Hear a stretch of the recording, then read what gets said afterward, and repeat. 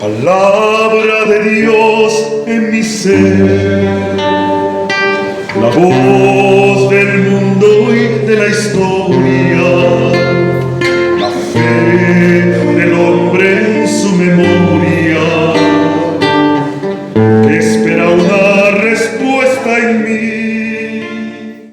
En este viernes de la 31ª semana del tiempo ordinario, seguimos con la primera lectura tomada de la carta a los Romanos.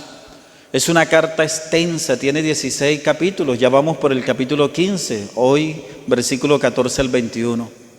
Y hay un detalle muy hermoso de San Pablo.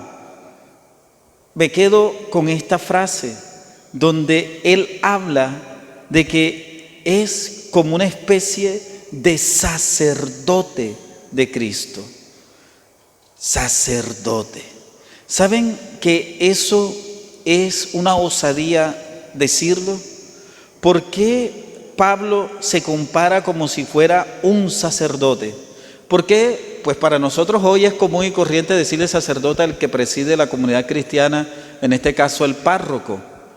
Pero en la antigüedad para los cristianos era un poco difícil ese término. ¿Por qué? Primero, recuerden los sacerdotes del Antiguo Testamento de los judíos. Eran sacerdotes hereditarios, eran sacerdotes de familia. Y sobre todo la experiencia de que Anás y Caifás, los sumos sacerdotes de aquel tiempo, influyeron en la condena a Cristo a muerte. Entonces, el hablar de sacerdote tenía como esa especie de piquiña para los cristianos. Tenían esa experiencia de dolor porque fueron los sumos sacerdotes los que condenaron a Cristo. Influyeron para esa condena. Y segundo, porque los paganos tenían sacerdotes en sus religiones. ¿Y qué hacían los sacerdotes paganos? Pues simplemente eran como una especie de funcionarios del Estado. Ellos todos los días, sin tener que ver con la gente, no le importaba si usted estaba bien, estaba mal, el sacerdote todos los días ofrecía su sacrificio a los dioses y el Estado le pagaba. Vivían del Estado. Entonces, esa experiencia judía y esa experiencia pagana, pues hacía que de pronto el término sacerdote no era muy utilizado ni muy bien visto por los primeros cristianos. La carta a los hebreos hace esa comparación. Si usted se lee la carta a los hebreos, es donde en el Nuevo Testamento se habla de Cristo como sacerdote, el sumo sacerdote.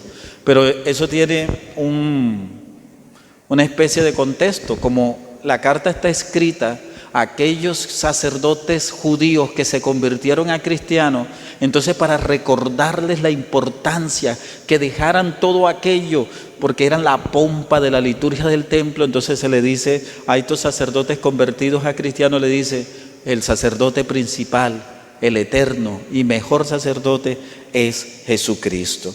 Pero volvamos otra vez a lo de Pablo.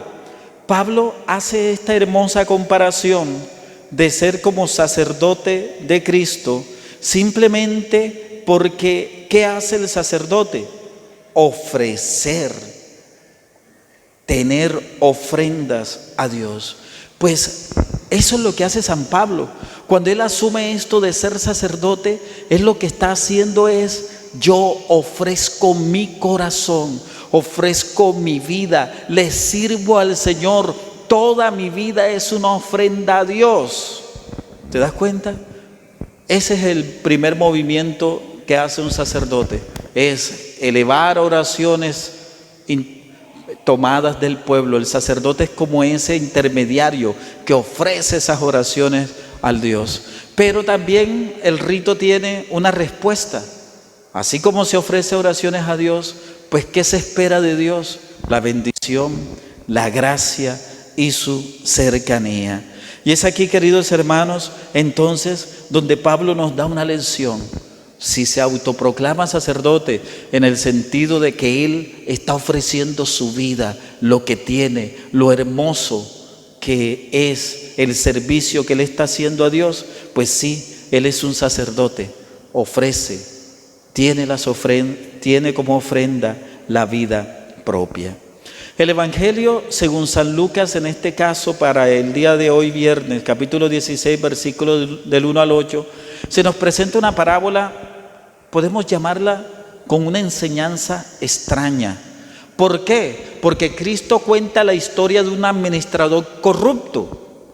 Y al final dice el texto que el amo, quiere decir el jefe del administrador, lo alabó por su astucia. Pues cualquiera que lee este texto así a ciegas y tontas puede decir, uy, Cristo está fomentando el pecado o el mal. No, cuando Cristo cuenta una parábola, Él quiere que veamos todo el contexto.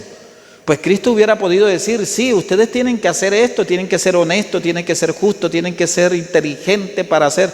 Cristo no tenía que contar una historia, una parábola para enseñarnos eso, lo hubiera dicho directamente, porque Cristo es un buen maestro. ¿Para qué Cristo nos cuenta las parábolas entonces? ¿Por qué no nos da un mensaje directo? Porque las parábolas tienen este mecanismo, que usted se meta en la historia, que vea la historia y usted diga, aprendí esto. Quiere decir que usted mismo pueda sacar la conclusión y la enseñanza que está allí. Pues hagamos eso. ¿Qué dice el texto? Pues que un dueño de bienes se enteró de que su administrador estaba derrochando el dinero. Y dice el texto que el dueño lo iba a despedir. Entonces el administrador dice, me van a echar del puesto, voy a quedar sin trabajo. ¿Qué voy a hacer si yo no sé hacer nada? Yo no me voy a poner a mendigar, eso me da pena. Ponerme a hacer trabajo duro, pues yo no estoy acostumbrado a eso. ¿Qué hago? ¿Cuál fue la astucia del administrador? Prever el futuro. ¿En qué sentido? Voy a ayudar a esta persona para que esta persona en el futuro vele por mí. Hago el favor ahora y después en el futuro cobro ese favor. Entonces, esta es la astucia del administrador. ¿En qué estaba pensando? En el futuro. Pues eso es lo que Cristo nos está enseñando. Nosotros tenemos que descubrir cómo asegurar nuestro futuro. Por eso el Señor lanza una especie de frase donde dice que los hijos de este mundo son más astutos con su propia gente que los hijos de la luz. Si usted ve a alguien que está pensando en el mal, eso es una astucia. Yo me pregunto, ¿cómo piensan así para el mal? ¿Por qué no hacen algo bueno? Oye, colocar droga en unos aguacates. Oye, ¿cómo así eso? ¡Qué inteligencia! Miren, en este país han construido submarinos para llevar droga. Claro, pues en el agua no lo van a notar. Para llevar droga. Increíble. Usted dice, aquí, Colombia, alguien construye submarinos. Pues sí los construye, pero esa inteligencia, ¿para qué la está utilizando? Para el mal. Pues Cristo está diciendo, así como ese que está pensando en hacer el mal para asegurarse una platica en el futuro, pues nosotros los cristianos tenemos que también hacer obras para asegurarnos el futuro. ¿Y cuál es el futuro? No son las cosas materiales de este mundo, sino es el cielo. Es ese cielo. Hay que asegurarse, mi hermano. La muerte es una realidad. ¿Cómo aseguras tú un cielo? Entonces Cristo dice, sean astutos, sean inteligentes, preparen, ayuden, porque recuerden que este administrador que hacía, ¿tú cuánto le debes a mi amo? 100,000 pesos, bueno, anotas ahí 50. ¿Te das cuenta que ayudaba al otro para que el otro en el futuro lo ayude? Pues bien, el cristiano es aquel que presta servicio en este mundo porque sabe que está asegurando su futuro en el cielo. Son como las dos enseñanzas, queridos hermanos, para este día. Un Pablo que se autoproclama sacerdote en cuanto su vida, su entrega es una ofrenda a Dios, dice el apóstol en este sentido. Lo he hecho en virtud de la gracia que Dios me ha otorgado, ser ministro de Cristo, ser sacerdote de Cristo. Jesús para con los gentiles, ejerciendo el oficio sagrado del Evangelio de Dios para que la ofrenda de los gentiles consagrada por el Espíritu Santo sea agradable. Está diciendo San Pablo, mi ofrenda es predicarle a todos, hacerle el bien a todos. Esa es mi ofrenda a Dios. Y Cristo dice que hay que pensar precisamente en el futuro, porque eso es lo que los hijos de la luz vamos a obtener con la astucia de hacer el bien en este mundo. Para la gloria de Dios. Amén.